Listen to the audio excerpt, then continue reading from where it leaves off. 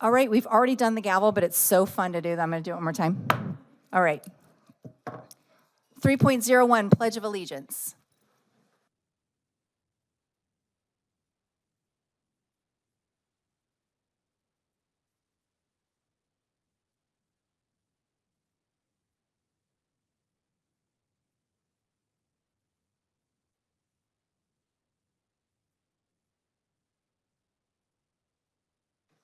Three point zero two, approval of agenda. Do I have a motion? Madam President, I move approval of the agenda as published. Second. Second. Any discussion?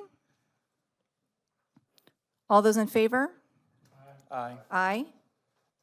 Ms. Windsor? Aye. Thank you. Motion passes. Aye. 4.01, approval modification of minutes from the February 5th, 2025 Governing Board meeting. Do I have a motion? Madam President, I move approval of the minutes of February 5th Governing Board meeting. Second. Second. Discussion? All those in favor?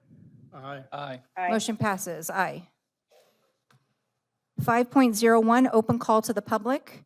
We don't have any cards that are part of the open call to the public, but we do have them specific to agenda items. So we will go past this right now and then bring those up at the proper time per the agenda.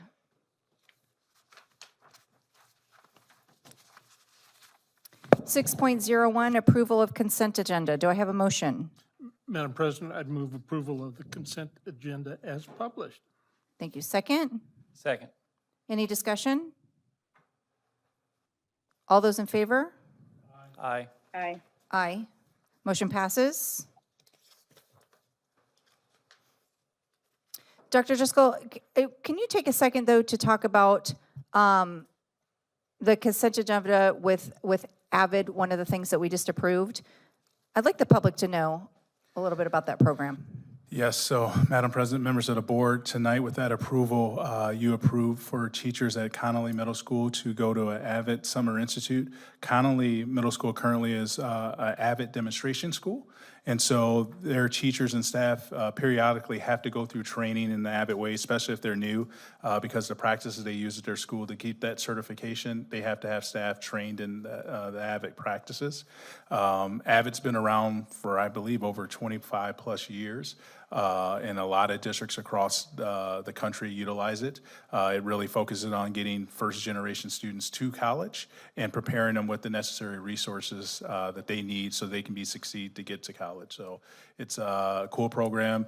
And Connolly is one, I think, of maybe 4 or 5 schools in the East Valley that has that national demonstration mottos as a school. And so they take AVID very seriously at Connolly, and that's one of the steps they do is making sure their staff is trained on it.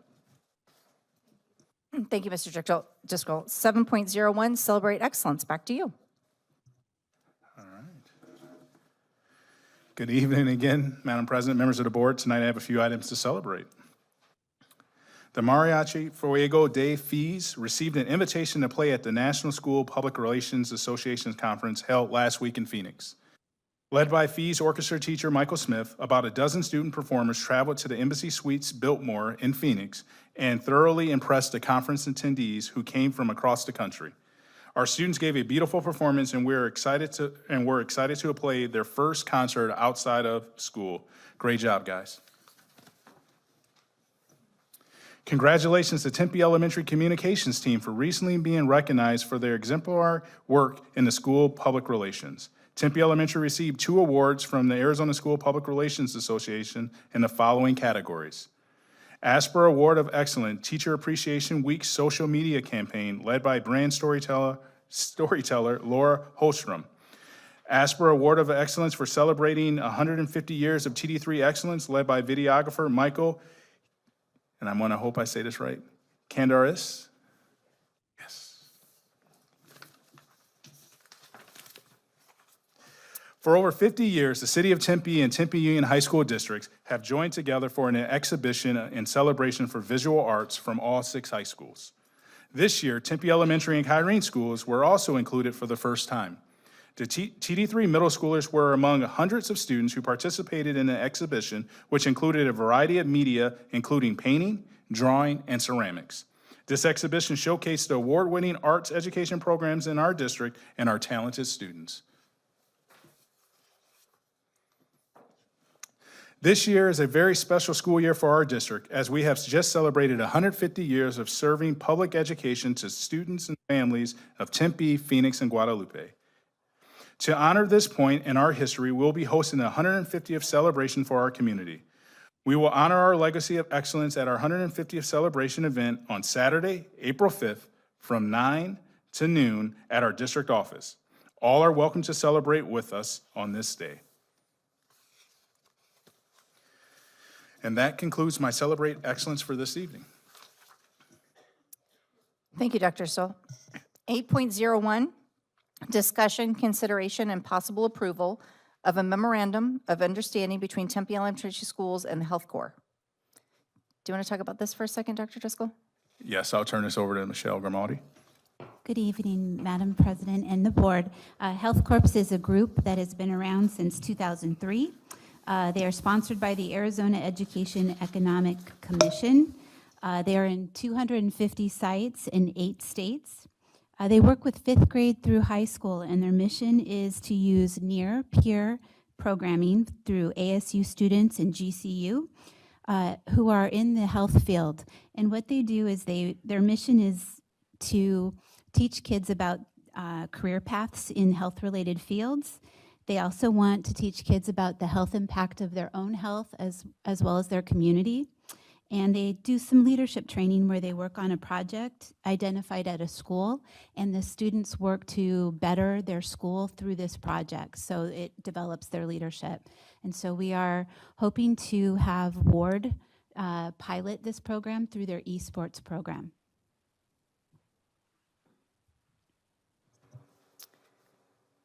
Do we have any questions? All Madam right. President, Oh, go ahead. you have a question? Mr. Lemon? I don't have any questions. I was Okay, ready great. to make Would a you like to motion. make a motion? I'd like to make a motion approval of memorandum of understanding between Tempe Elementary School and the Health Corps. Do I have a second? Second. All those in favor? Aye. Aye. Charlotte? Aye.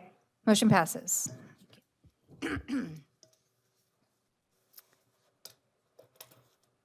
Eight point zero two, discussion, consideration, and possible approval of implementation of early childhood program at Carminati Elementary School and authorize corresponding boundary changes for Holdeman Elementary School and Spicali and Everett Elementary School for the 2025-2026 school year. We do not have blue cards for this. Do I have a motion? And then we'll go to discussion.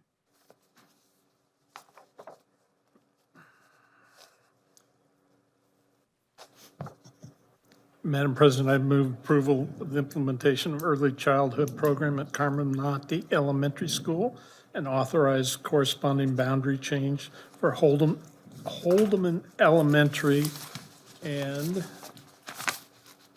Spicali School for the 25-26 school year. Do I have a second? Second. Any discussion? Yes, Madam President. Mr. Lemon? Some of you may remember that years ago, we had to close schools.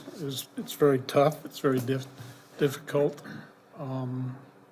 And all of the schools that we closed have now been reprogrammed into educational functions that are controlled by the Tempe Elementary School District. Some of the things we're looking at is the continuing decline of school-age children in our district. And so one of the thoughts we had when we were working on this issue several years ago was to talk about, well, what else could we do? How many empty seats are there? And that's one of the questions. What spaces do we have, and where might a different type of programming be more successful? So that's what we challenged the superintendent to do. And his team worked on that and brought us back several different options. Dr. Driscoll, I understand you have a presentation.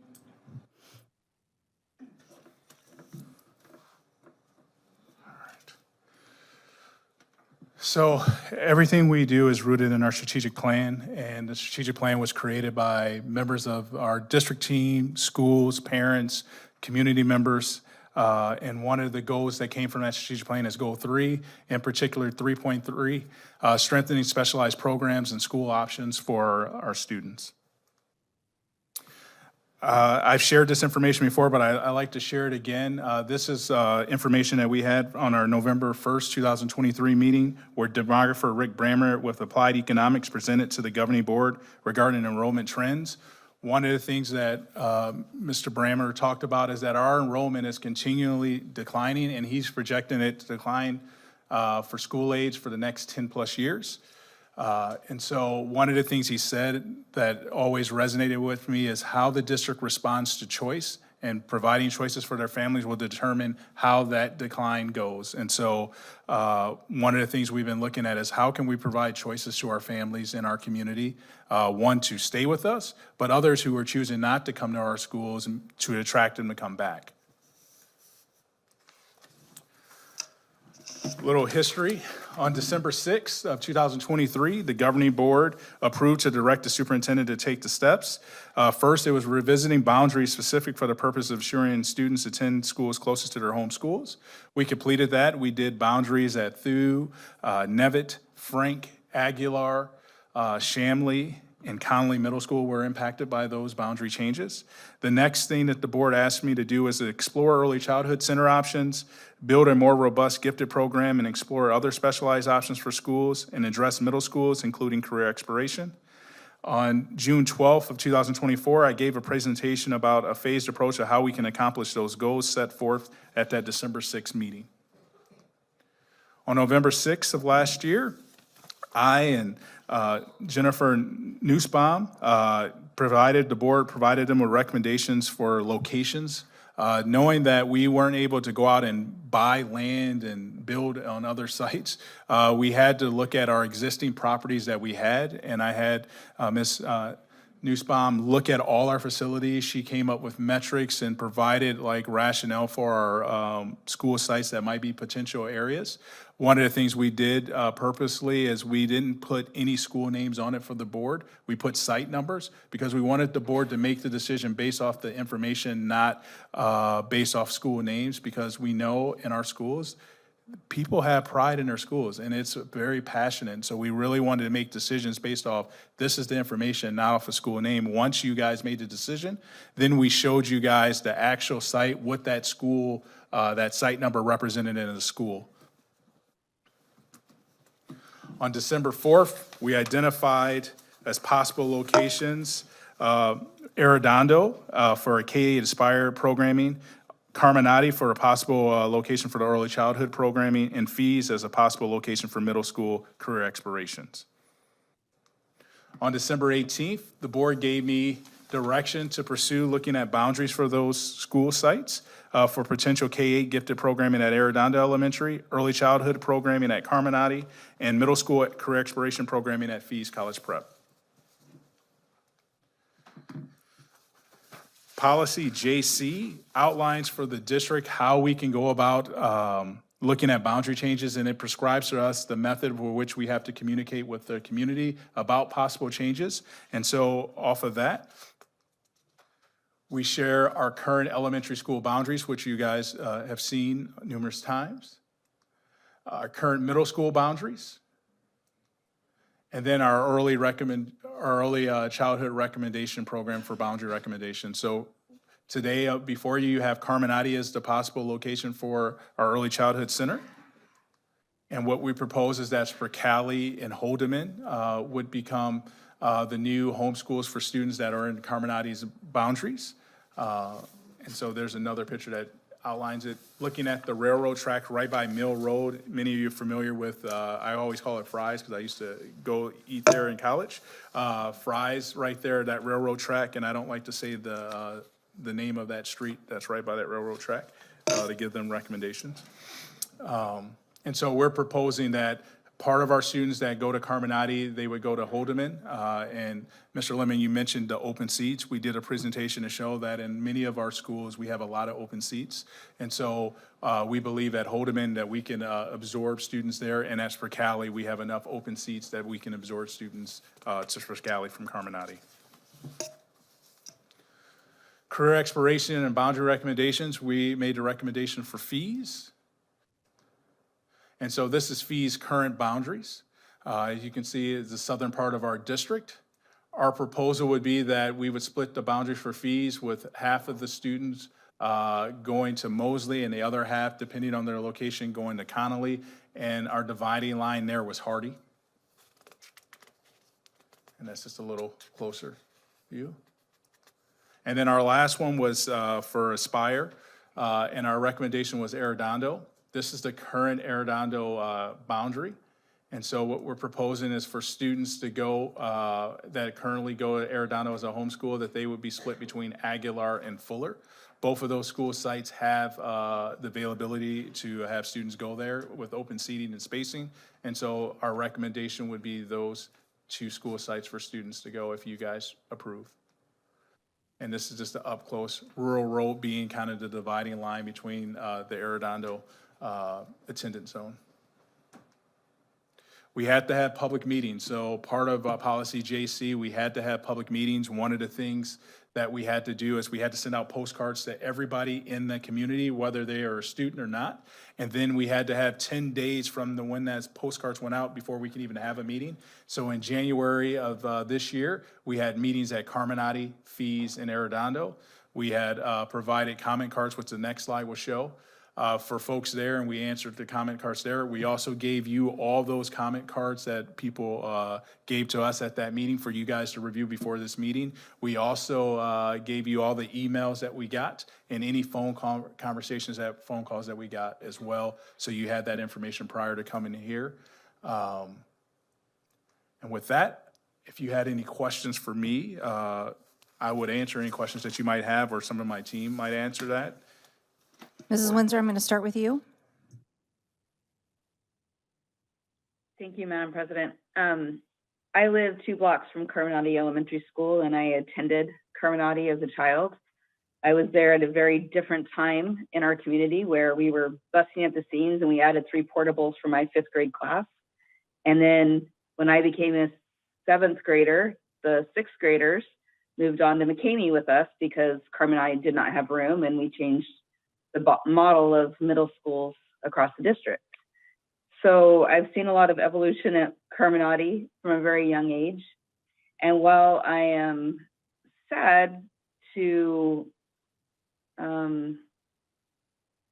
accept the fact that our community is in a different trajectory in terms of student population, I really appreciate the creativity of utilizing this property for an early childhood center that would be, Dr. Driscoll, 0 to 5, correct? Yes, 0 to 5. Yeah. So we already know that that's a huge need within the city of Tempe and our surrounding areas. And I think it would be a great benefit to our community to have this property continued to be used for the education of our children with just a little bit different shift of who those children are with them being younger. So thank you for this recommendation, Dr. Driscoll.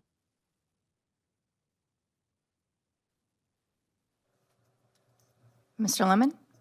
Thank you, Madam President. I read all the comment cards and all the emails we got. There were quite a few, not as much as when we closed 4 schools. And the meetings were much more raucous than the ones we had in the end of January. I attended 2 of those. One of the questions that was asked on the comment card or one of the emails was, what would this do to the enrollment at Getz School? Or would Getz School programming be moved to this site? So I can answer that. To the enrollment at Getz, so with our preschool, with GETS in particular, they service students that receive specialized instruction. And so we're required by law to offer those services to students that, and I have early childhood people here, I want to say from 3 to 5. Am I making that up? Okay.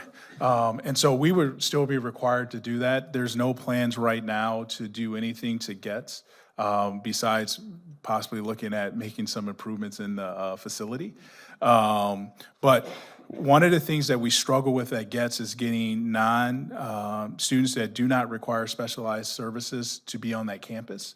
And so one of the things as a district we're going to have to look at is because to provide the level of service that we have, we also, for our students that receive special education services, they need to be with peers that do not receive special education services. So having an early childhood center would help with that. But one of the things I also tell people to focus on, we're also focusing on that zero, which currently GETS does not service. And there are people in this room who talked to me after the Carminati meeting that run some really great programming in our city. I would tell you, one of the things we're gonna have to look at is like the insurance and the licensure of rooms, because there's a whole, once you make the decision, there's a whole protocol that we have to go through to that to even get rooms licensed and stuff like that. But I believe having that option for us would be a great option for our city and our community. One of the things that we look at doing is retaining and attracting students. And so if we get them there as early as birth, and we do a really good job, there's a great likelihood that those students will stay with us through their educational journey. So one of the things we look at in our strategic plan is how are we attracting families? One, starting off very young, but also how do we retain those families throughout their educational journey? So for your question with GETS, there is no plans to change that. But I would say as we get further along, if the board approves this, we will look at that, because one of the things we have to make sure we can provide for the students that GETS is those students not receiving special education services. It's one of the things that we have to provide them with peers like that, and that's one of the things that we really struggle with right now in our current programming with GETS. It's not the students that receive special ed services, it's the students who don't and being peers at that school, so.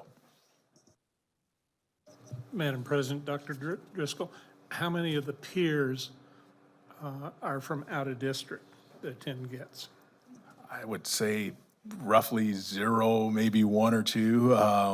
And the reason being is with our early childhood services, especially with GETS, they have to reside in our district. That's why we have to provide those services. And so, not to say that there's not, because we have people who start in our district and then move. But most of the time, they would be our students in our district boundaries that we would be servicing at GETS, receiving that, which we're required to do and part of the child fine. And finally, Madam President, Dr. Driscoll, Carminati, as I recall, hasn't been very high on the list to be refurbished or rebuilt. Is that correct? And where would it be on the list if we kept doing what we're doing right now? That's a loaded question. The community would have to vote. So when you look at our community's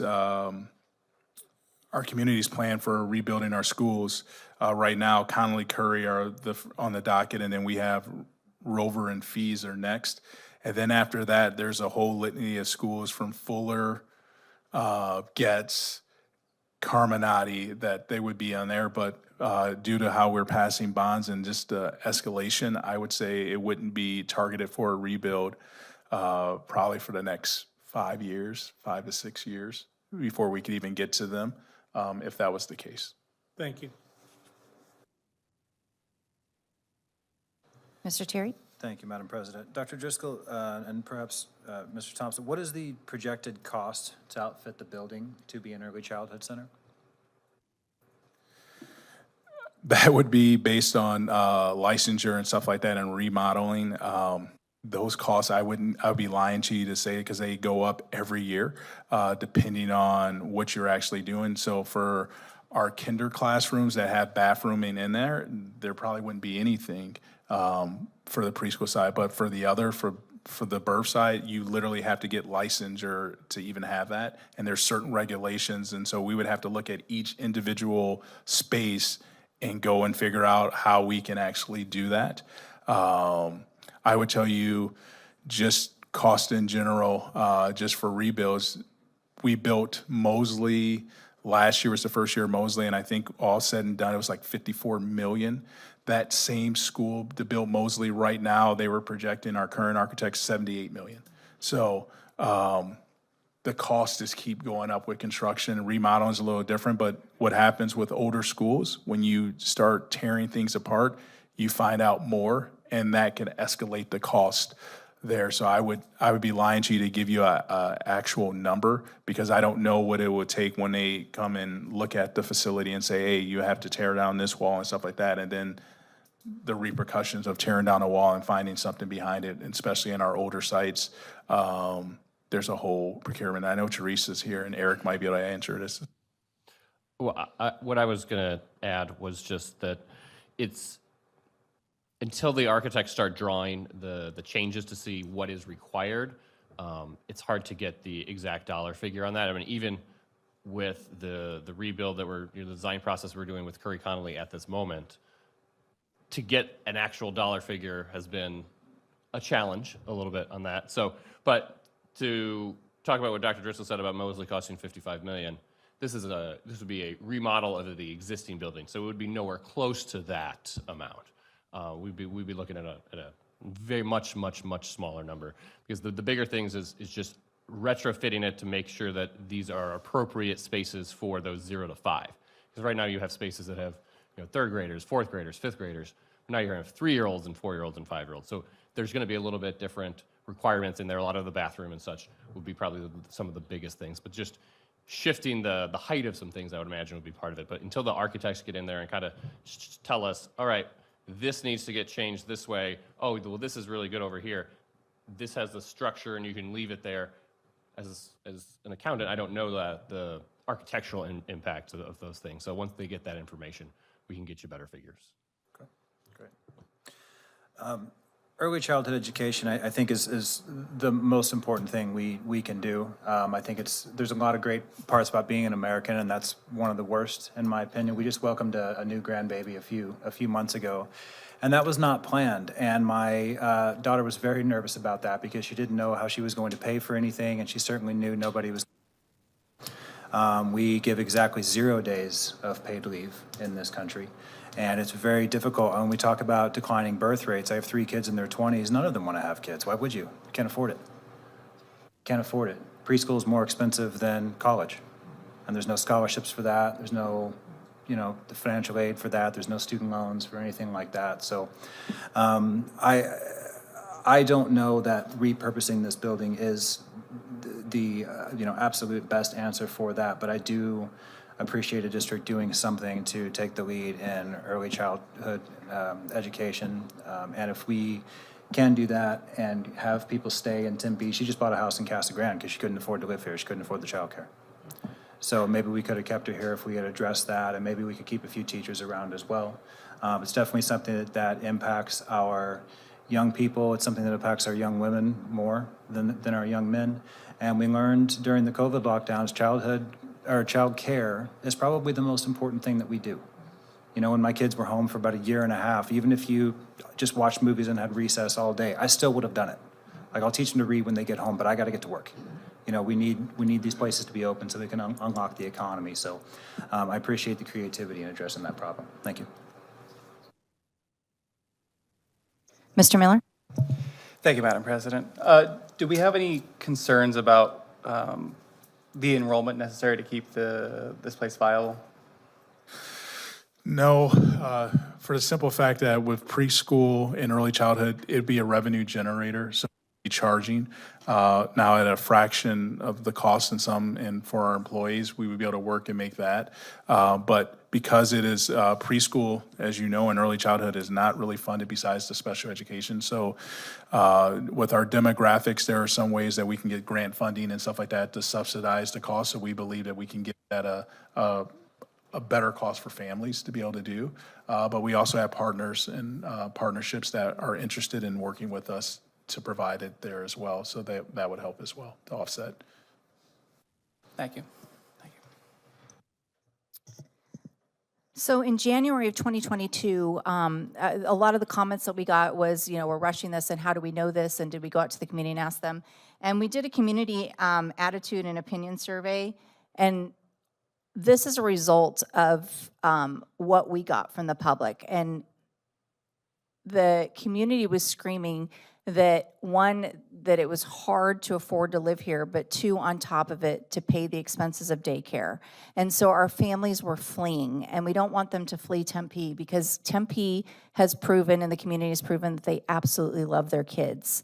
I'm also sympathetic in this process. Some of the questions that we've been asking Dr. Driscoll and that you guys have are amazing and awesome, and I'm grateful that this community cares so much and that you're all here today.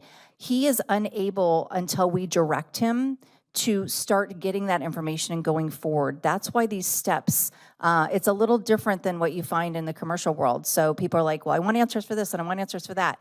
We have to go through certain steps in order to direct him to be able to go get those answers. So after tonight's votes, depending upon how they go, then he will be able to start getting into the gritty.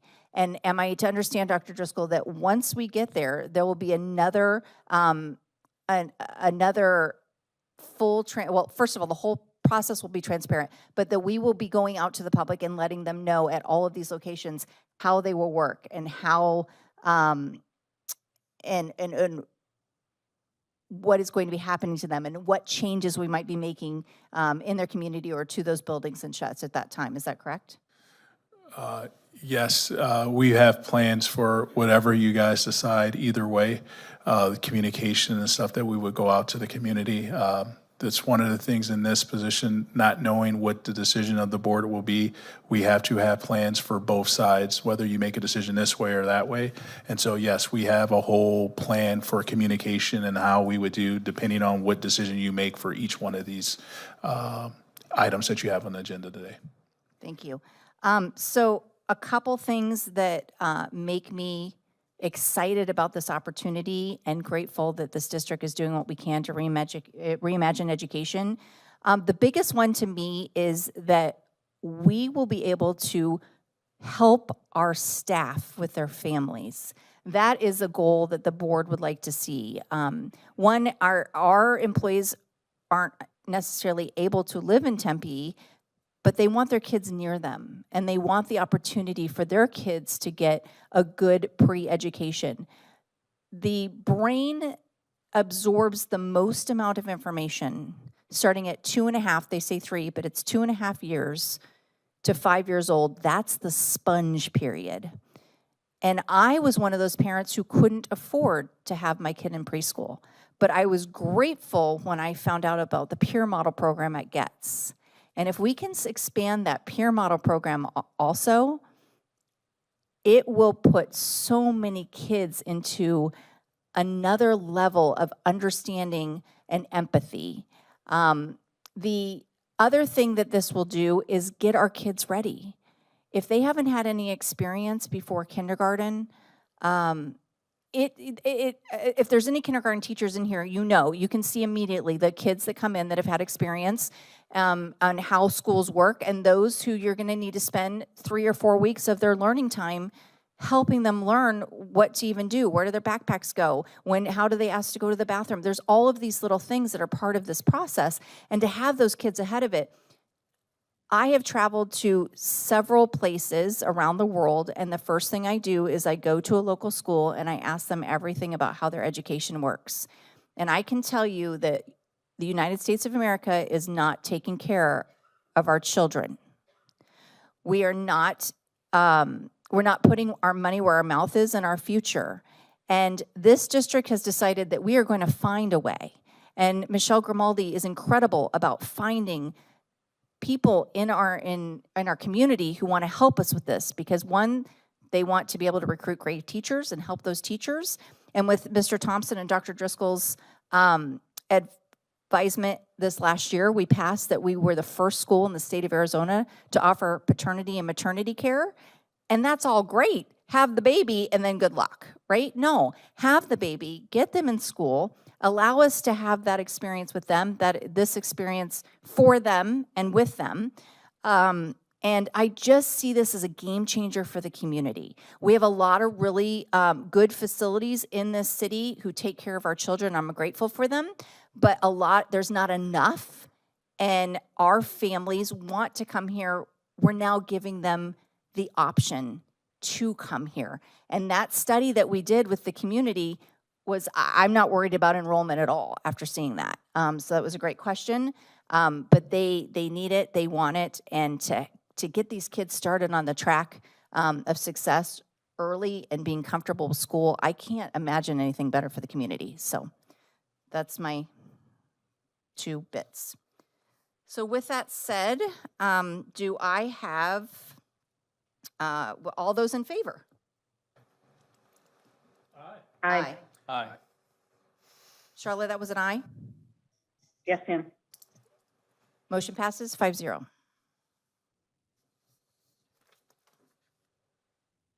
Okay, 8.03, we do have a blue card for that.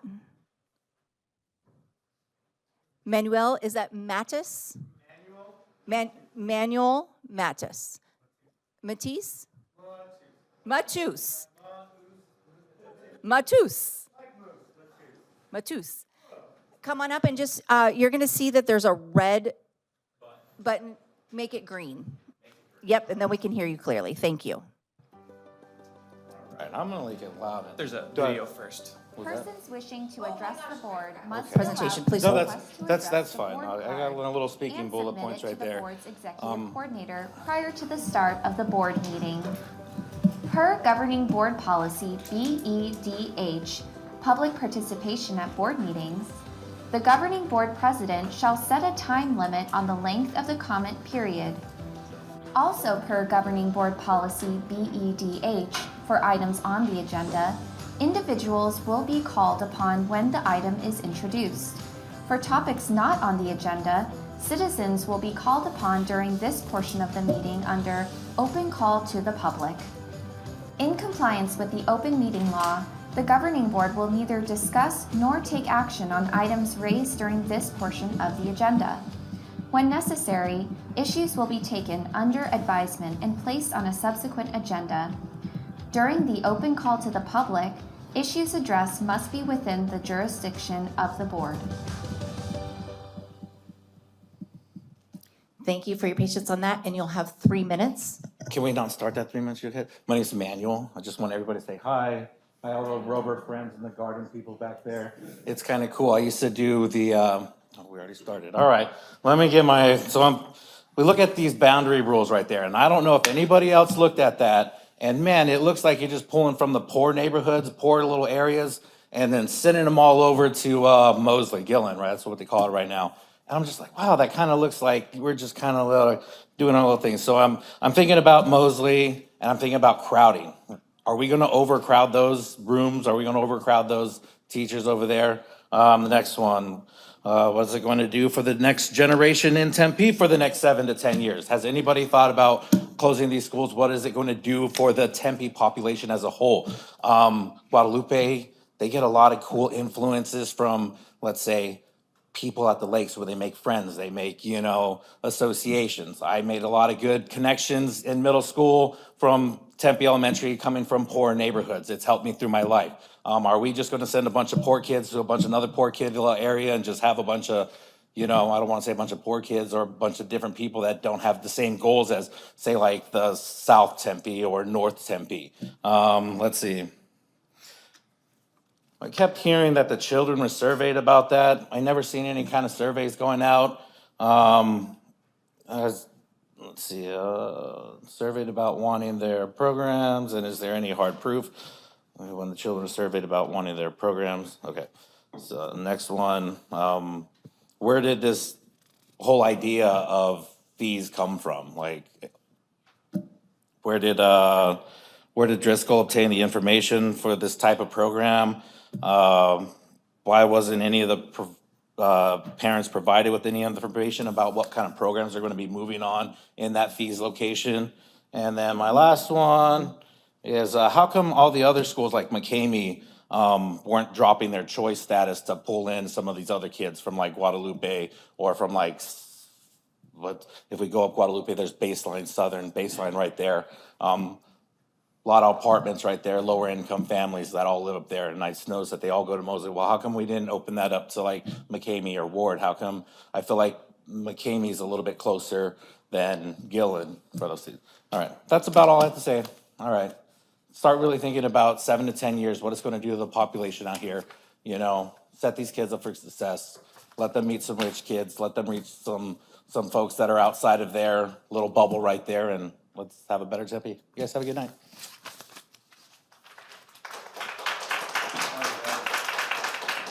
8.03, discussion, consideration, and possible approval of implementation of the middle school's exploration program at Feast College Preparatory Middle School and authorize corresponding boundary changes for Mosley Middle School and Connolly Middle School for the 2026-2027 school year. Do I have a motion?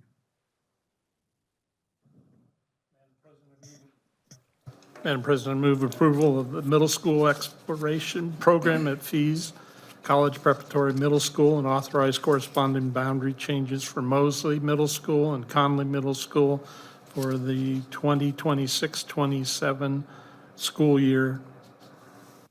Do I have a second? Second. I'm opening up for discussion. Ms. Windsor? Do you mind circling back to me in a little bit? No problem. Thank you. Mr. Miller? Yeah, I wanted to basically, thank you, Madam President. My earlier question, which will be a similar theme for each subject item, as it was a continued theme through all the comment cards that I read, is are we concerned about enrollment at this as a middle school, option here? I'm concerned about enrollment for our district in general. I shared a slide about our enrollment, and our enrollment in our district has been declining before I got here, and it's projected to continue to decline. And on the slide for this year, that projection is actually off. We're actually lower in numbers this year than that projection even did. So I'm always concerned about that. One of the things that we have in our district with declining enrollment is we have space. And so at our middle schools, we have space because we have had declining enrollment for years.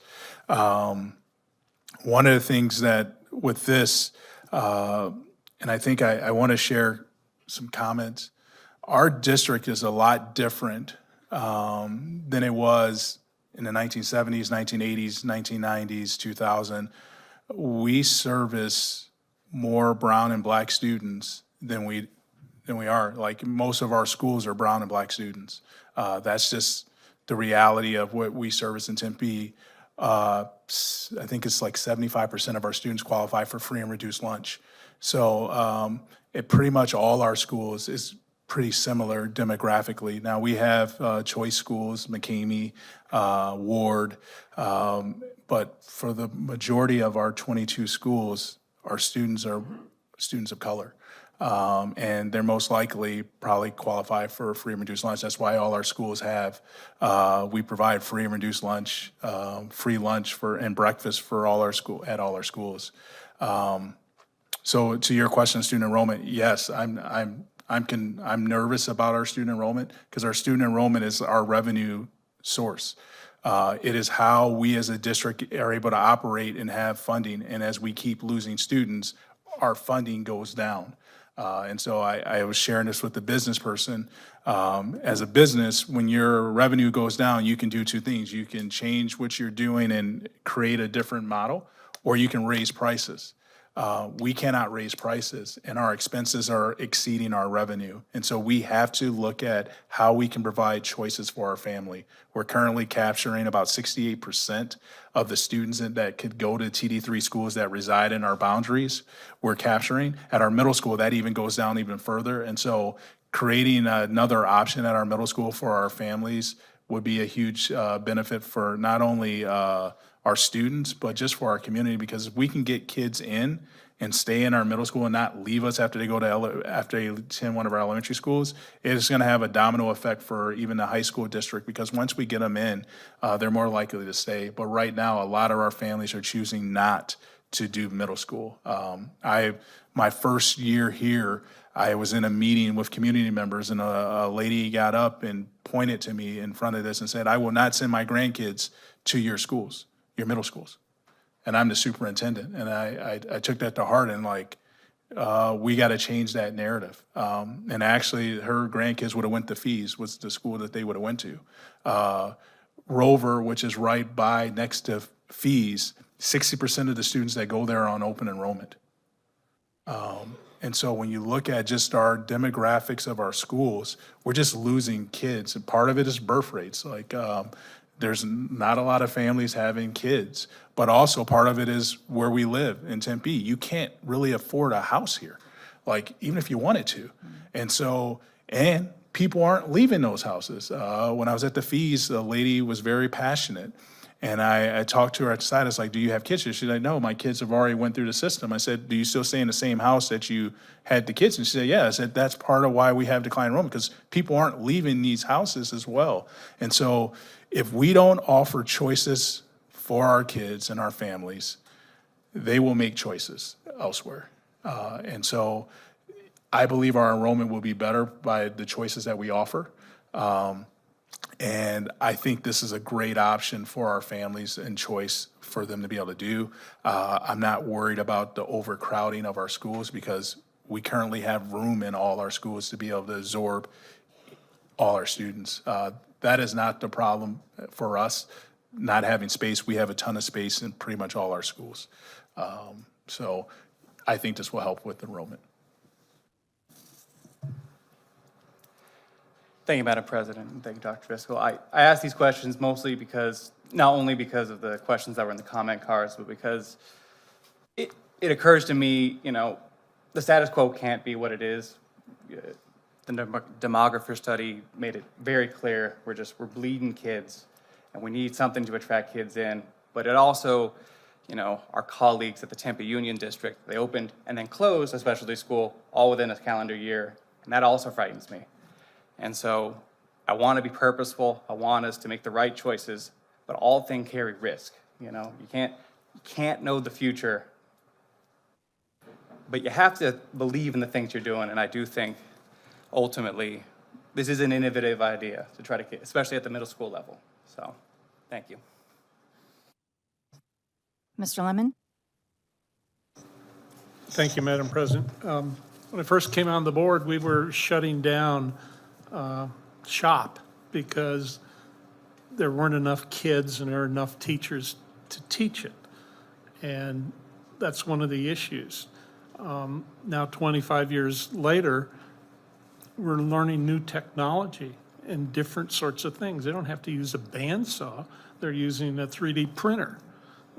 And I think they have to do something with a computer to use the 3D printer. And it's different technology and different pathways to do those sorts of things.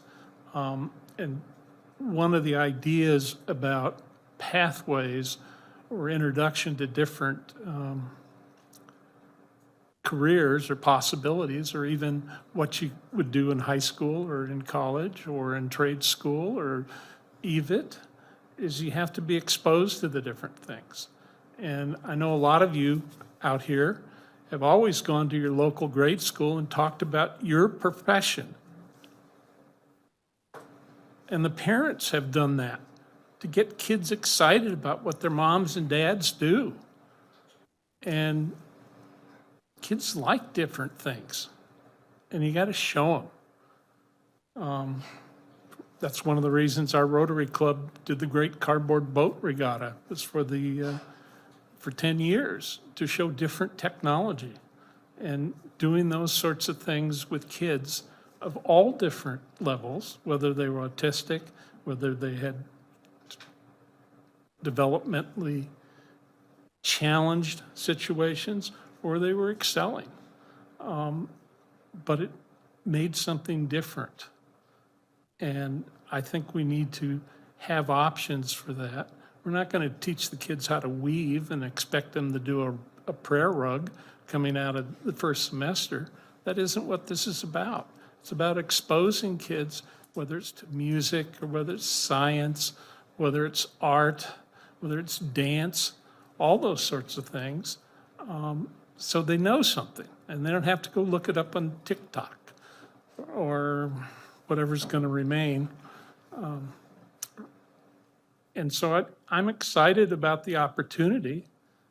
You know, one of the things that you hired us to do when you elected us was to be thinking forward about where we want to be from currently and into the future. And you reinforce that by committing to the bonds and overrides.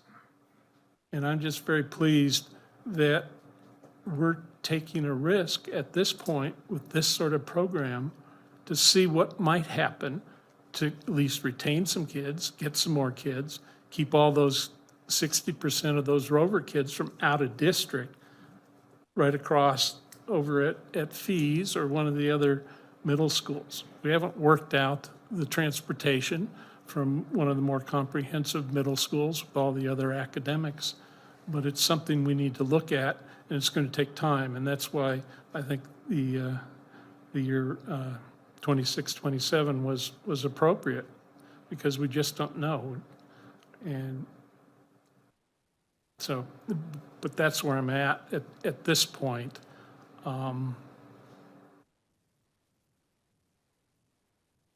That's why I moved the motion to approve it. Thank you, Madam President. Mr. Terry? Thank you, Madam President. I'm going to share prepared remarks about agenda items 8.03 and 8.04. These have been a year in the making, and I wasn't on the board then, so I want to get my views on the record for the public. I am going to mention some data points from publicly available government sources, and I've posted links to those sources on my website, raytieri.org, under the resources section. Please do fact check me. It's a lost art these days. First, some background information. I'm the managing director of the Arizona Network for School Improvement at Arizona State University. Our mission is to increase well-matched post-secondary enrollment among Black, Brown, and low-income first-generation students in Arizona. It's a position that promotes diversity, equity, and inclusion, otherwise known as DEI, and I'm proud to wear that label, just so we're all on the same page. In partnership with the Chandler, Mesa, Phoenix Union, and Tolleson school districts, we represent about 25% of the high school seniors in our state. My role focuses on consulting with counselors and administrators to identify and implement best practices that have led to measurable outcomes for our seniors. Tomorrow morning, I'll lead our quarterly convening of counselors and administrators from over 30 high schools in the Valley. My presentation will focus on post-secondary enrollment, specifically where seniors will attend college next year. However, any current conversation about education must acknowledge the looming reality of budget cuts due to declining enrollment, and enrollment will continue to decline. Last year, the Arizona Department of Education, or ADE, reported that the state had 96,000 seniors, but only 72,000 kindergartners. In Mesa, there were 4,300 eighth graders and 3,600 kindergartners, while Chandler had 3,300 eighth graders and only 2,100 kindergartners. That same report shows that TD3 has slightly more kindergartners than eighth graders, so it could be worse, especially considering our town's track record of supporting our schools financially. Now, every boring old presentation of data should serve a purpose, and the Meta Network's presentation is partly aimed at addressing concerns about declining enrollment by promoting increased university enrollment. The top-ranked traditional district public schools, or schools, as we used to call them, all share one trait: their graduates go on to university. I say all that to say this: our neighboring districts are aware of the enrollment decline too, and they're not going to let their students go without a fight. They will do everything they can to retain their current students and attract more. I know this because I'm going to help them do it. I have little hope that we can increase our student population in TD3 by attracting students from other districts with a gifted academy, a special vocational school, or much of anything else for that matter. I believe we are going to get smaller, and I don't think that's the end of the world. Like many districts, we won't be able to keep all our buildings open without an unrealistic influx of new money, but that doesn't mean we should dismantle what we've built or alienate the families who have chosen us for years based on the current offerings. Moving the Aspire program from Connally could discourage those families from staying with us. If they have to uproot, they may explore other options instead of automatically staying with the district that just pulled the rug out from under them. I know this because I've read all my emails and I've seen the feedback. As a parent of 3 former Aspire students, I believe these parents mean what they say. That means we'll have to replace the students we lose based on this decision alone, which defeats the purpose of increasing enrollment. As for the program proposed for Arredondo, I'm skeptical. Aspire is located at a proper middle school with sports, clubs, music, et cetera, all in one place. My kids benefited from that. They loved it. I don't agree that taking Aspire away from Connolly is better for students.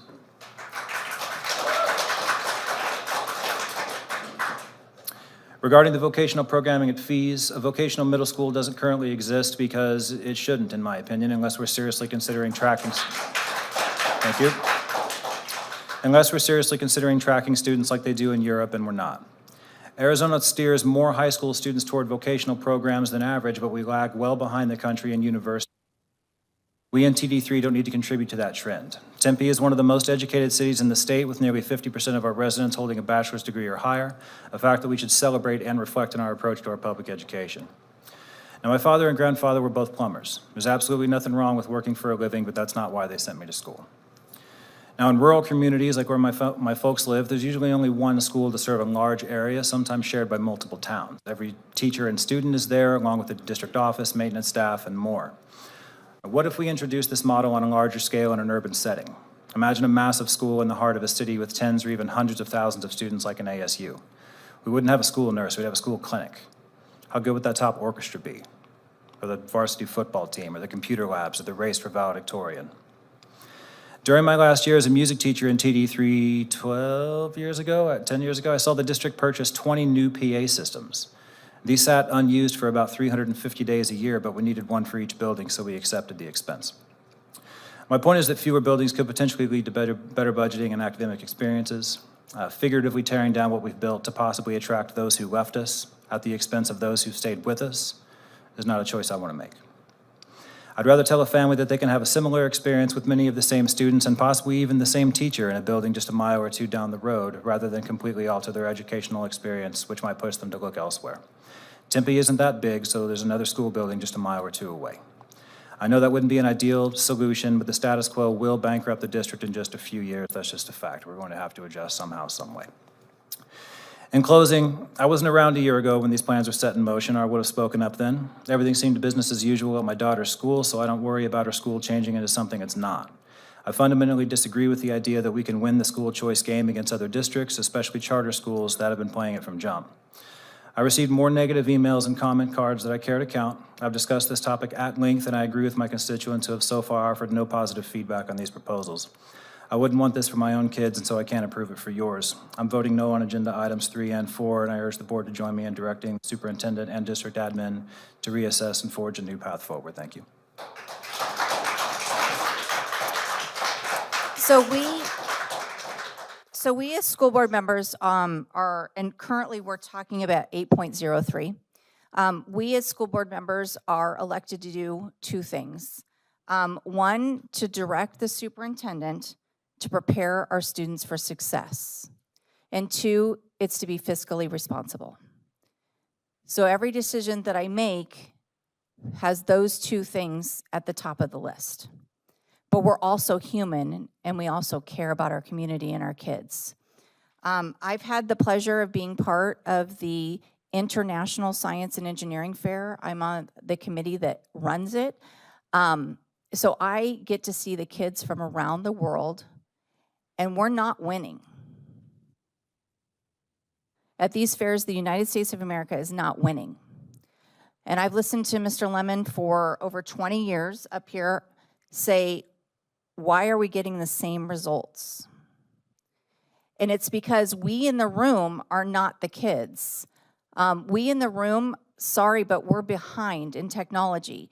They're so far ahead of us. These scholars need consistent information. They're getting it at a faster pace, and they need opportunities. When we have a state who is continually decreasing the funding for schools, it doesn't allow for every school to have what we want to give them. But we know that it does have enough for us to give it in one location that every single kid can participate in, if they choose. This is a point. One of the things that I heard in regards to Guadalupe, and that's what makes this a very hard decision, because I love those kids. Their principal will tell you that my favorite visits are going and seeing their Friday assemblies and seeing that community and how close it is. It's a community school. It's still there. They had their 50th birthday last week, and the town was there, and the people were there, and the kids that I've seen before were there. It's what we set education up to be like. And then school choice came, and it sounded like the greatest thing as sliced bread. And what it did was it started to tear the communities apart. So when I look at Guadalupe and it has that community feel still, one of the things that I went to Dr. Driscoll on is I said, I want the statistics of how many of those kids, when they leave Frank, are going to fees. And the numbers are not there. They're not coming to fees. And when they say that they're not coming to fees, it's because they don't have that community. And this is a result of what has happened with public education and what we have done. But with the declining enrollment, it's like going by your favorite, or going by a restaurant every week, and then you see that it's closing, and you never went there, and you're so bummed because it closed. Well, darn it, like it's not translating. There's over 23 districts that the Guadalupe kids are going to after they leave us. We need to give them more, but I do understand that that location feels like they're getting beat up on consistently right now. And it's because it's coming from all different segments of this country.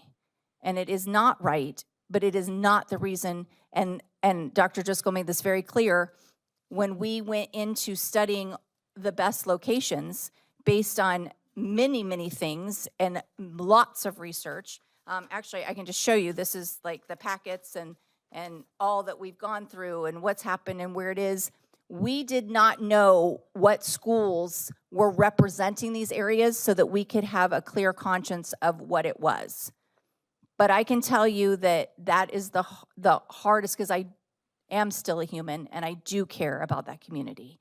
It's the harder part of this. But when I say that we're not winning, it's because we are not keeping up with technology with these kids.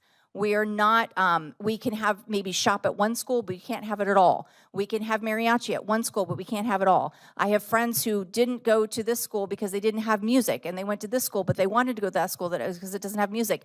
So when we were strategically planning, like, why does any kid have to choose based on their extracurriculars? And that's what gets them to school, but it also has to be relevant.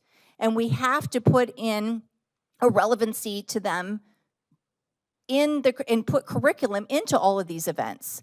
And if you can center it in a location that all can come to and have it in one, it's a lot more fiscally responsible. And that's part of our job.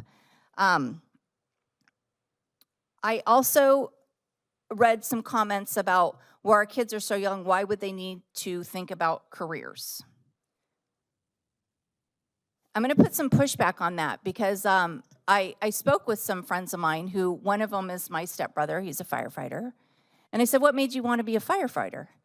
And he said, well, one day at school in second grade, a firefighter came and visited me. And that day I said, I want to be a firefighter. And they were on their trajectory to do that. And he's the best. I mean, he's actually getting ready to retire. He's incredible, paramedic, the whole thing. My cousin is an engineer, and I asked him, well, what made you want to be an engineer? And he said, well, at school, this engineer who made robots came to our school, and they showed us. So we're already doing that for our kids, but to give them a curriculum with that, I get to see at this fair, when I'm standing in the hub, I look around, and we've got robotics, and we've got equestrian sciences, and and Broadcom Masters is part of this whole deal. This is all middle school. So to give children opportunities to see things that we won't be able to put in every single school, I just find is incredible. And I get the question often, well, why hasn't it been done before? Probably because it won't work. No, it hasn't been done before because shame on us adults. We haven't reimagined education in this country for over 20 years since Dr. Lemon has been on this diet. So we are getting the same results. And if we don't start getting ahead of how our kids are learning and give them reasons for learning and how to apply that, and a lot of it has to go with Mr. Thierry, like the FAFSA, right? No one was talking to families about FAFSA and career-driven and being able to either choose a trade school or go to your local college because they were like, oh, they're too young to talk about it. No, we as a board said we are not too young, because if we tell those kids at first grade, second grade, third grade that they have the opportunity of the American promise to go to college and get scholarships to do that, they know why they're doing it. And we are seeing results with kids and families who never thought that they could ever have a first generation in their family go and do that. There is a big picture here, and I feel that this is going to be something that is going to supplement that. And you don't have to go to it. If your kids don't want to, they can stay at their schools if they don't want to participate in that. I also had the question of, well, how is this going to work with busing and this and that? You know what? I have called several parents, families, and teachers who participate in the EVIT program, and they eat lunch either at their regular school or they eat lunch at EVIT when they get there. And they have to go like from East Mesa. They're going from Chandler. They're going from all over the place. We can literally get in 5 minutes to every single one of our schools. The amount of lesson time and educational loss is very limited on this. But if we don't start doing something, and this just isn't about getting kids in the school, our kids need to succeed. Our only job is to raise them to be able to take jobs and take care of themselves and love on them while we do it. As adults, that's our job. And I take that job seriously. And if I can give them tools to know more about why they're doing it and be involved in it and be invigorated in it instead of here is the iPad and go through and do your thing and all of that, which is some part necessary. But this campus has the opportunity for them to learn something in math and at the end of the day be cutting something in shop, and they're going to have to measure it and say, aha, that's a quarter of that piece of wood. And we all know in this room that that's how we learned. We learned by doing, and then we also forgot what we learned and then went, oh my gosh, that's why I learned it. And unfortunately, sometimes I'm 30, 40 years old and I'm figuring out the reason why I learned that in school. If they can start seeing how they can apply things to their future now, that's awesome. That's reimagining education in a post-2020 world.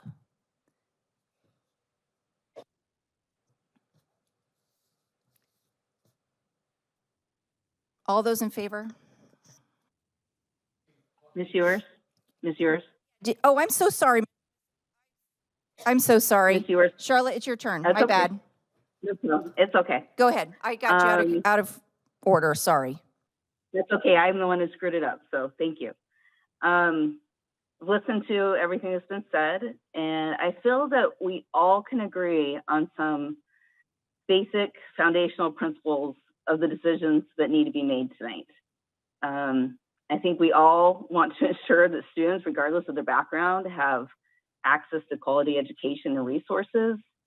I feel like we can all agree that we want to support not just academics, but also arts and sports and other elective choices to enable students to develop into well-rounded individuals. I think we all want to act responsibly with the funding that comes our way through state and local funding, federal grants, partnerships. And I feel like we all want to maintain the properties with which the community has entrusted Tempe Elementary for the purposes of educating children. In light of our current economic and political atmosphere, the answer to the overarching question of how do we accomplish this with all the obstacles that are in our that we face is obviously complex and multifaceted, but it requires a totally different line of thinking. And what we have before us tonight is a different line of thinking. It would be great if all of our collection of best practices has actually yielded the best outcomes for our students.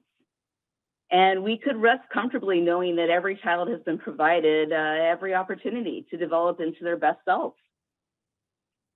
But the reality is there's really no such thing as best practices. There's better practices and different approaches, but education in the U.S. as a whole has reached this end point of knowing things need to be different, but organizationally paralyzed in delivering those differences. We simply cannot continue with status quo and expect evolvement. And I've read every single public comment and listened to every public comment in community forums and listened to teachers and spoken to students and discussed these ideas with the community members who sought me out to share their opinions. And I want to address one of the themes that keeps popping up. This idea that these ideas or these concepts were just haphazardly thrown together with no research as to its impact on the identified neighborhoods and no stakeholder input, that's utterly false. No, this is not just a concept that has been thrown together and sprung upon the community. Surveys of parents, students, and staff, general public, partners, multiple community forums and focus groups, all of those collectively yielded a plan that was presented to the public in April of 2022. That's 3 years ago. And ever since that moment, the district leadership team and many staff members have been purposely and energetically striving to create plans to meet the express wishes of the hundreds of participants prior to this date who chose to engage in the process of strategic planning. 3 years of research has been completed and the groundwork has been laid to get us to this point in the discussion. And now we're at the stage where decisions have to be made and as to which direction we will choose to travel and how we're going to get there. But nevertheless, there's a tornado of questions that circle us, which is customary when imaginative and futuristic ideas are presented. However, requiring proof of success prior to implementation is the direct enemy of progress. If investors only funded ideas that were already proven, disruptive innovations like Amazon and Airbnb wouldn't have emerged. Movements for change, such as women's suffrage, racial equality, they did not have proof that they would succeed before they began. Progress required action, persistence, and adapting to challenges along the way. The Apollo moon landing would have been impossible if NASA had required 100% proof that every aspect would work perfectly before proceeding. Exploration requires constant analysis and adaptation.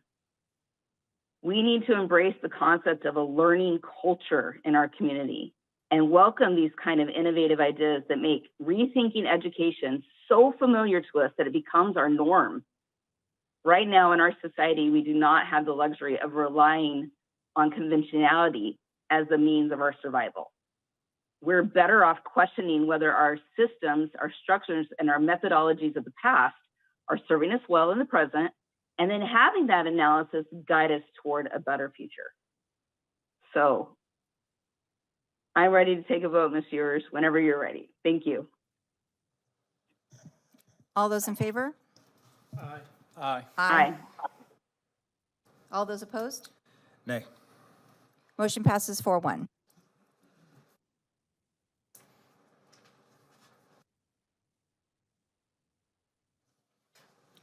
Eight point zero four, discussion, consideration, and possible approval of implementation of K-8 Aspire Gifted Program at Arredondo Elementary School and authorize corresponding boundary changes for Aguilar Elementary School and Fuller Elementary School for the 2025-2026 school year. Do I have a motion?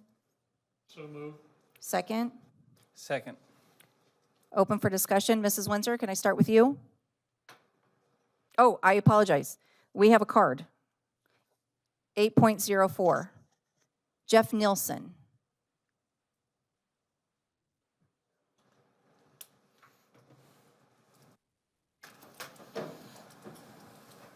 Jeff, just make sure that that green light is on. Well, I appreciate you taking your time to listen to my comment. My daughter currently attends Arredondo Elementary. My son is going to be going to pre-K there next year. I know that this seems like it's going fast, and I understand that changes sometimes need to be made. It seems like the writing is already on the wall. Teachers have to reapply for their jobs. Staff members have had to reapply for their jobs. The principal has resigned since all of this has happened.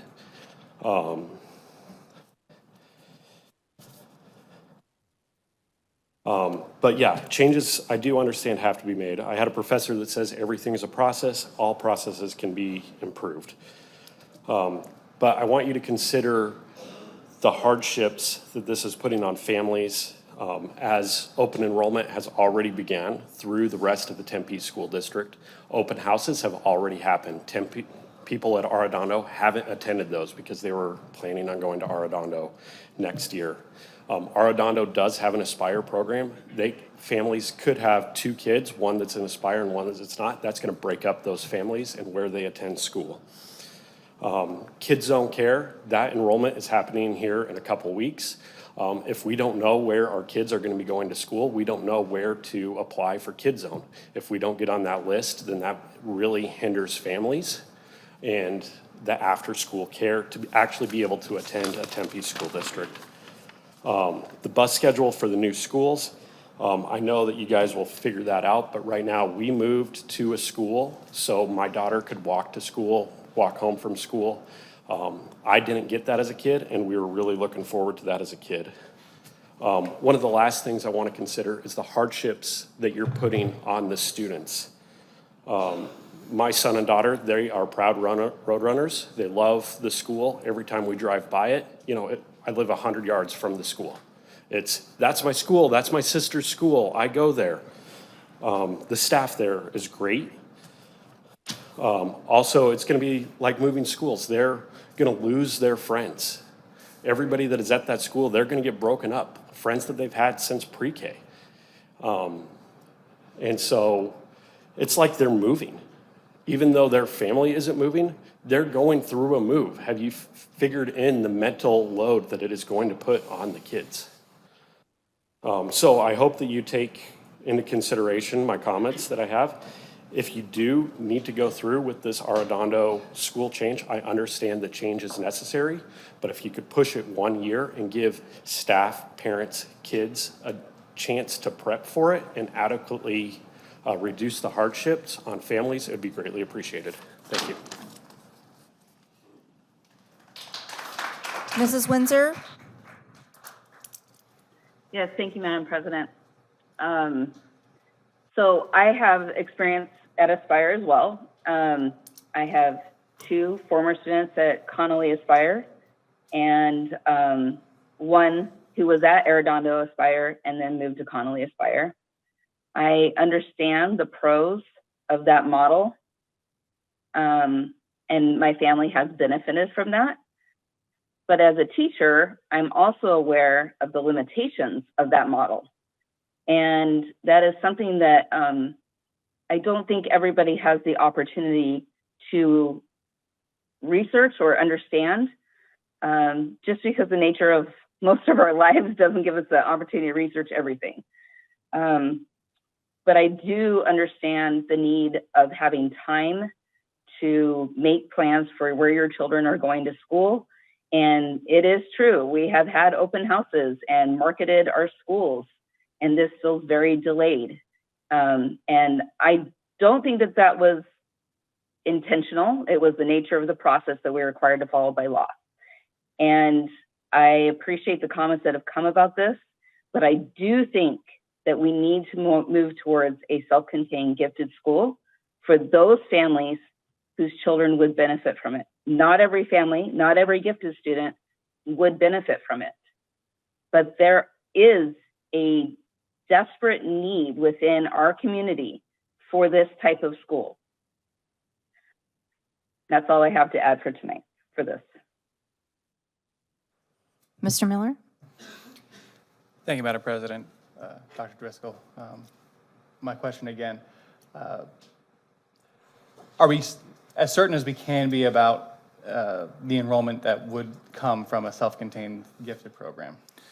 Yes, to answer your question, yes, we are, but until we actually do it, we will never know. And so I would be lying to you to say, yeah, with 100% certainty it's going to happen. But I would tell you, if you just look at all the schools, districts around us that have a self-contained gifted, they are full. And so I believe our community, we would have enough and the school would fill. I do. Thank you. Mr. Lemon? Thank you, Madam President. I understand that people are making choices and that our teachers are making choices. If we could wait a couple more weeks or a couple more months to make some decisions like this, we wouldn't get it implemented until 18 months later. And I think that's one of the problems that we face. We either make a decision very quickly so that teachers can make a decision, parents can make a decision, we can do more planning, particularly with routes from that standpoint. So, you know, I'd like to push it off, but I don't think that's the best decision to make. And I understand that people move to neighborhoods for a variety of reasons, and one of those are the schools. But our schools serve more than the people that walk to it. And those kids are on buses. A lot of those kids are in cars. We've had to remodel most of our schools to have a drop-off point for private cars. We've had people have to go out and direct traffic to make it safe. So we know people drive to the school of their choice. And that happens a lot in Tempe. So I'm kind of at the point that we always have teachers, great teachers, decide to retire. Dr. Taylor is retiring from Conley after I don't know how many years. And the principal at Arredondo has decided not to continue on.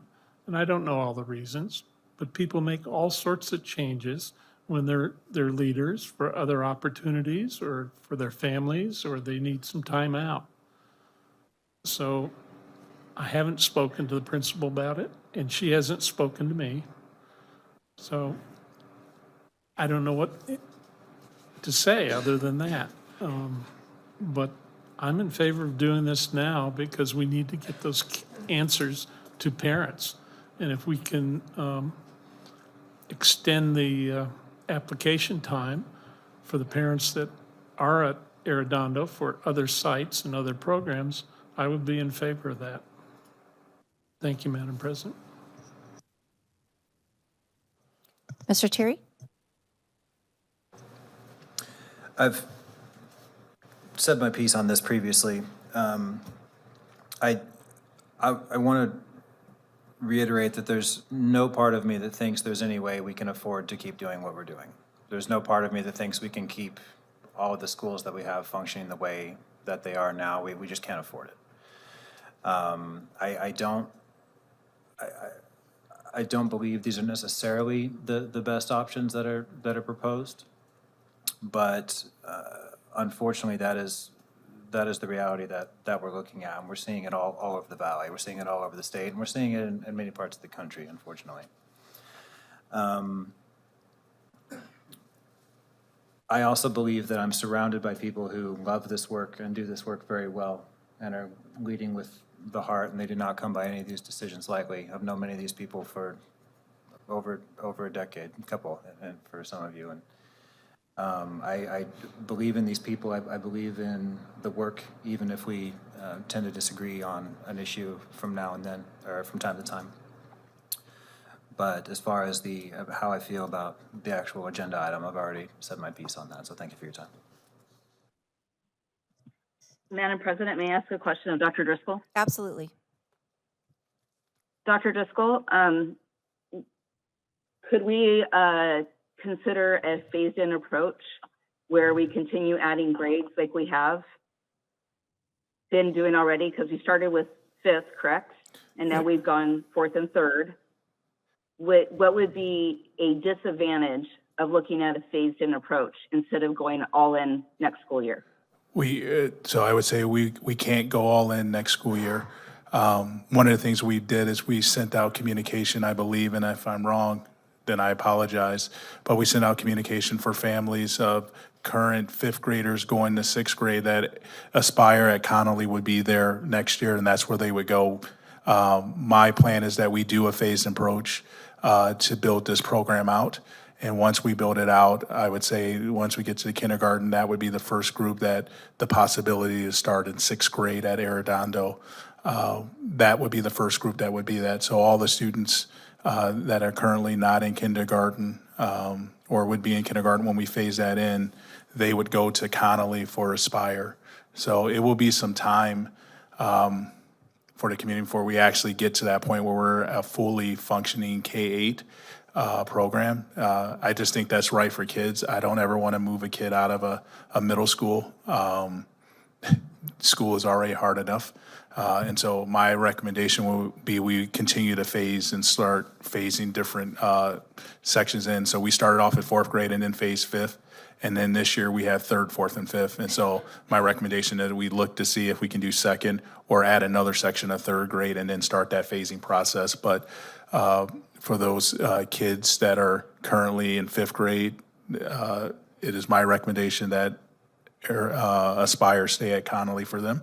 And for our kids that are in fourth grade, I would tell you that they should be planning on that they would go to Connolly, Aspire as well, because it will take us time to build it out. And I think that's the best approach, so that the first group that comes there, they never had to, there are families in our community who students have went through Connolly and Aspire program, and they made decisions and stuff like that. And I think we need to honor that.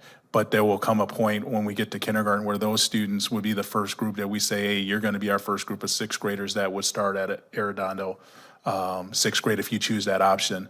I'll also say that regardless of what the board chooses, at all our middle schools, if your students qualify for gifted, we will look at making sure that they get the top-notch program, so you don't have to make the choice of, I have to go here. You would still have the option, if you want to go to Connolly and get the services that your student deserves and requires, we would provide that for them as well. So that was never an option for me, for our students, is if you choose to go to one of our comprehensive middle schools and you qualify, whether you qualify for special education or you qualify for gifted, that you will get a top-notch education. But for those families who choose to want to be in a self-contained setting for gifted, that they also have that choice as well. So it would be a phased approach, Ms. Windsor. So I hope the parents that are here, if your kid's in fifth grade, plan on and want to go to Aspire, it would be at Connolly. It wouldn't be at Arredondo, and it would start, my goal would be it would start when we get our first kindergarten group, that would be the first group that would actually be as sixth graders, the first group of sixth graders at Arredondo opening. So I apologize, actually, didn't phrase my question correctly. What I actually meant, because you have communicated that clearly multiple times, what I am asking is, could we have, I guess, a phase out approach for the general ed students at Arredondo? So for example, like this year's kindergartners will be the last year that will finish fifth grade at Arredondo. And we would phase out as the Aspire classes fill up. Would there be disadvantages to that? There would, but there's also pros to that as well. And so I would have to come back to you and kind of wrestle that with our people. I would say easily, current fourth graders to be fifth graders next year, that wouldn't be a thing that we could do that, but I would have to research that more. Thank you.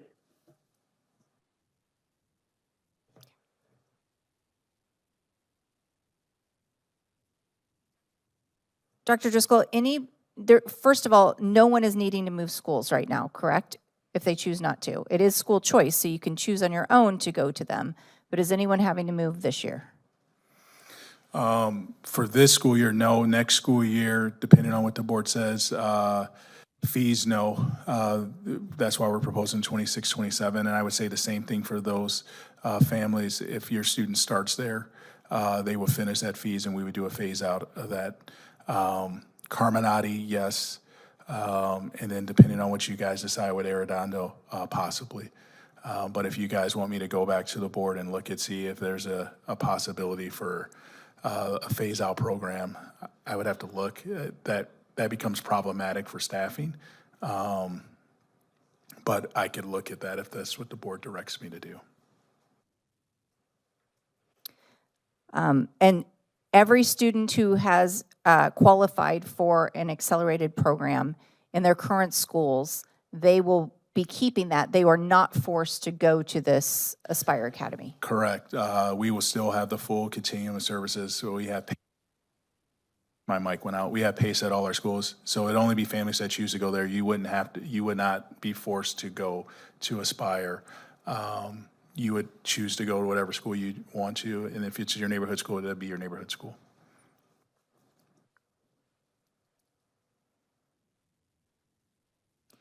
Anybody who would need to move, but we're working on them not having to move, do they need to reapply to other districts? No. So if you guys approve the recommendation, any student that would be impacted with new boundaries, the district would work with them to get them there. They would also have the option, like all our families, if they choose that I don't want to go to that school, they can open enroll to pretty much any of our schools. We post on our website the availability in each one of our grade levels. We're required to do that by law. And so they can look at any of our schools and apply to go there under open enrollment, but they would not have to reapply. Nothing would change for them besides the school that they are at. Their new home school would be here. And in most cases, those students would qualify for transportation. And so they probably would have bus routes depending on their location. Now, some of our kids, as you see, the Arredondo's boundaries go further past rural, and some of those kids are actually closer to Aguilar. And so I don't know that, but if they qualify for transportation, they would get transportation to their new school as well. And most of them, in most cases, it probably would be. And one of the concerns to me, for me and for a lot of parents, is that having a self-contained school is not helping the child to be exposed to all levels of education, but just more to gifted. And that's why it is extremely important that I make sure that they can still choose to stay at schools that do have the mixed model. And it's also extremely important that the Fees campus was in this equation, because that is where they will also be able to go to do their extras, just as they do on their home schools now. So they will be not just in a self-contained environment the entire day, if they so choose. They can choose to stay there, or they can choose to utilize this campus. Is that right? Yeah, so with the board approving the Fees, middle school career exploration, any student that goes to Aspire when it becomes a K-8 and have students in 6th, 7th, and 8th grade, they would actually be eligible to go to Fees as well, just like any of our students. So the premise of that, they would just be with only gifted students. If they choose to go to Fees, they would not be with just gifted students. They would be with every one of our students who's eligible to go over to Fees. So it'd be the same as the current Aspire model at Connolly, where they're in Aspire in a location, and then they go for electives and general electives with students that don't qualify for gifted. It'd be the same thing if they choose to go to Fees. They would be with peers that are not necessarily qualify under gifted. And the current class at Connolly that will stay with Aspire and end with Aspire, it is a possibility that they may be displaced, but not because of this decision. It's because of the rebuild. Is that correct? With construction, yeah, there's always that possibility, but yes, what we're trying and hoping to do is to keep our current Connolly and Curry students on the physical site. That's what we're working with our architects to nail down so that they don't have to move. If you were at Shamley in our district, when we built Shamley, we moved those students to Meyer, and then we tore down Shamley and built it. With Mosley, we kept the students on the physical site and built on another piece of the land at Mosley. And then once that was built, we moved those students over and then demolished that other site. That's what we're trying to look to do at Connolly Curry. But whenever you do construction, there's always displacement, because you're building, if you're keeping kids on that site, that means you're building on places where there's land, and normally that's where kids play in the fields and stuff like that. And so there would be that, but they would be, our goal is to keep them on that physical site, both Connolly and Curry, while we do construction. And I would tell you, it's been very hard because the property is not a perfect shape. It is a bow tie. And literally trying to put on a piece of land in a bow tie is limited. We have a church that has a parking adjacent to our property that we don't own that land. And so it would have been nice if we owned that land because then we could have much more flexibility. But because of that, the bow tie shape, it is really hard to place a school, especially a comprehensive middle school, and keep a comprehensive middle school operating on that same piece of land. But that's what we're pushing our architects to do because I don't want to have students transitioning and coming back. I think it's better for students to be where they're at, and seeing what happened at Mosley was the students were able to keep as much normal during construction as possible, and that's what we're trying to get our architects to try to do for us. So on a personal note, I absolutely love canvassing. And I love canvassing because I get to speak one-on-one to families of all different ages from all different places, and it's our community people. And when I would speak to them, often I would hear about how their kids went or just went to Spercali, or they just went to Curry, or they just went to, and then I say, well, where are they going now? How old are they? And they left. And I can't count on enough times on my fingers that they said, well, one, the gifted programs filled up fast, and two, we left and went to another program somewhere else for gifted. And it happened again and again and again. And we're not retaining our kids. They love the middle schools, but we're not retaining them. So we got to do something different. And our community is who pays for this. They're the taxpayers. And when I go to their doors, Miss Windsor one night said something, and she got a lot of flack for it. But I want to ask those people to take it back. She said the only thing that she regrets about this is that it wasn't available for her own kids. And you know what? It might not even be available for my kid because this takes time. All of this takes time. But we're visionaries and we're leaders, and we want to make and give the community the things that they want, even if it doesn't benefit us. It will benefit us because we will be able to help families and help our kids grow, stay here, and have the type of education they ask for. With choice education, our schools fill up fast. I spoke with teachers, parents from neighboring campuses like this, and they don't have a 5-person wait list. They have hundreds of kids wait list. And a lot of families that I know are frustrated because their kids qualify for something that they can't find. Well, shame on us again for knowing that for a long time and then not providing it. Sometimes when we have struggles like this, where it's financial, it's about kid count, it's all of that, that allows us the opportunities to try something new. And so I look at these opportunities as a blessing to us. We actually have a campus that the taxpayers bought, land that the taxpayers own, that they deserve to keep and have, and a building to provide a service that we know the community has been asking for. And I am grateful for the amount of work over the last 3 years that the people, not just in this room, but hundreds of people have done to look at all of this.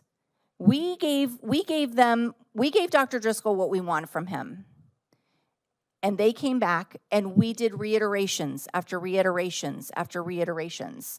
And we asked questions and we wanted to move things. And so what I apologize for is that I don't expect you guys to come to these meetings every other Wednesday night.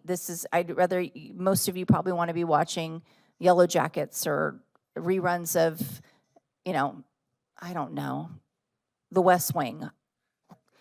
But this is not as invigorating and exciting. But I have to tell you that I'm grateful that you're in this room. Even if you agree or disagree with the things that I say, it means that you care.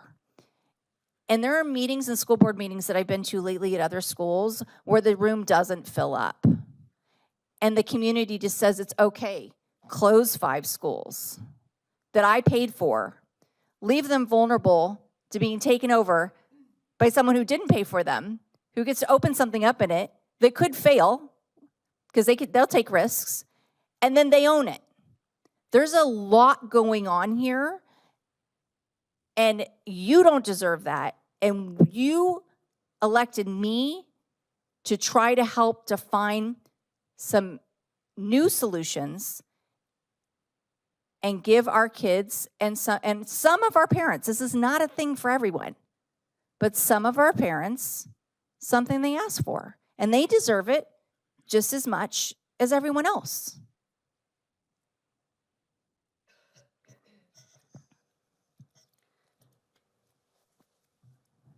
So with that said, we have a motion, we have a second. All those in favor? Aye. Aye. Aye. All those opposed? Nay. Motion passes 4-1.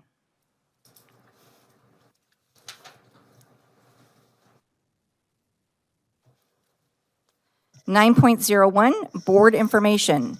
Mrs. Windsor. None at this time. Thank you.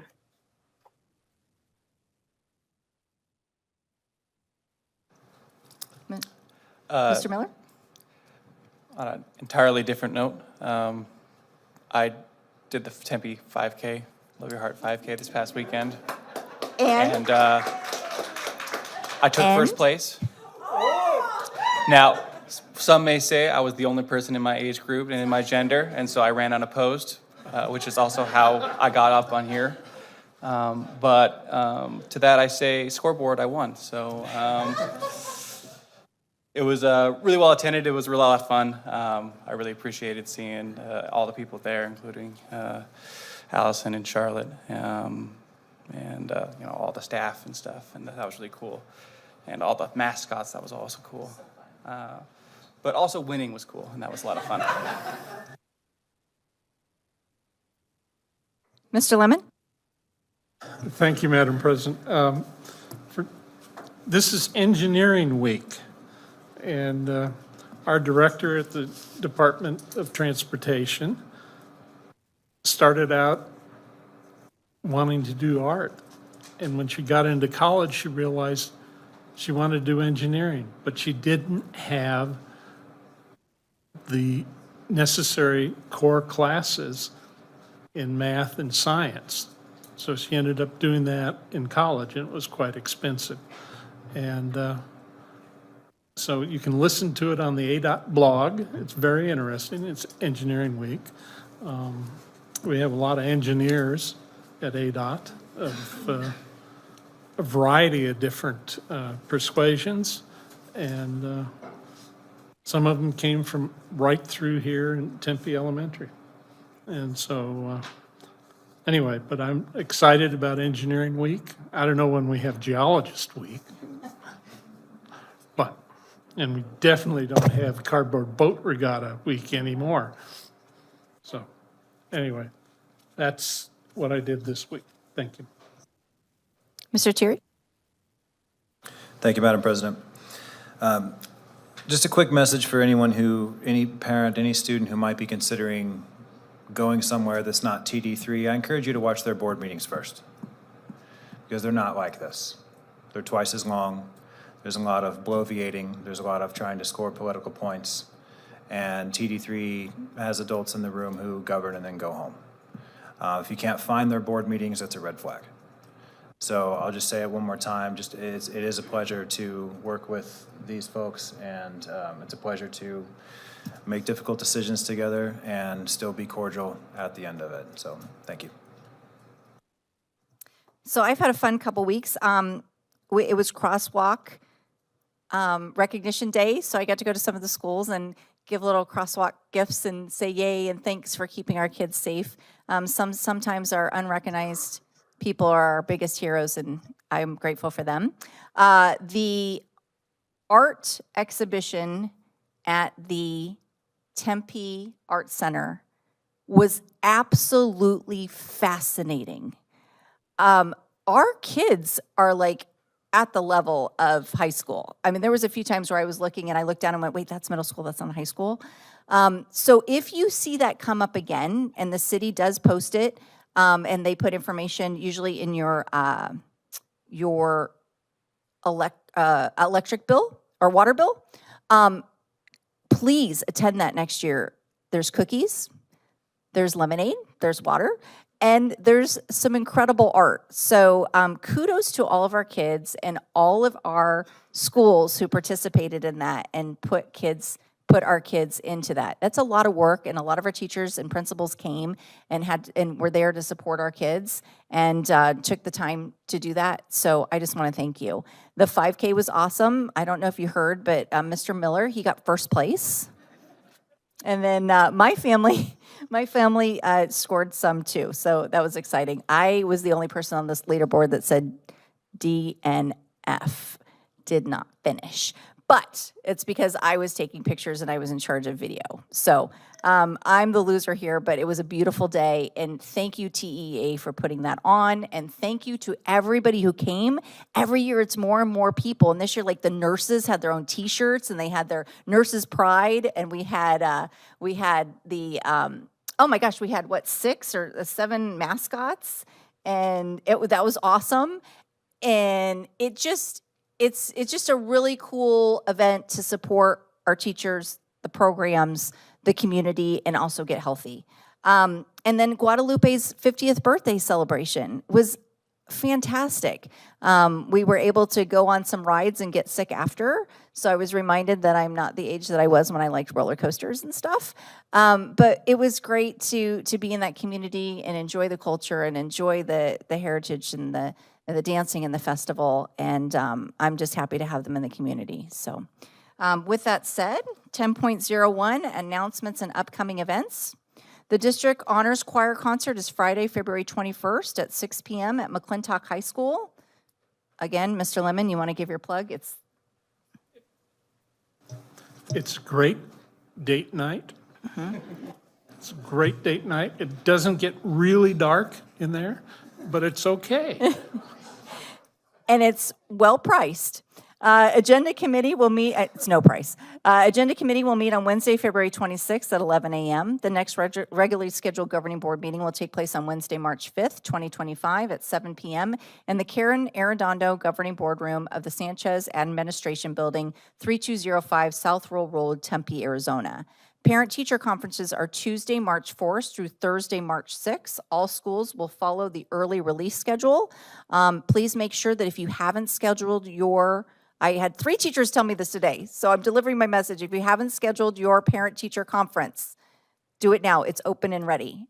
And I'm grateful for this community because we have a good group of parents who come to those. They're well attended, so that's great.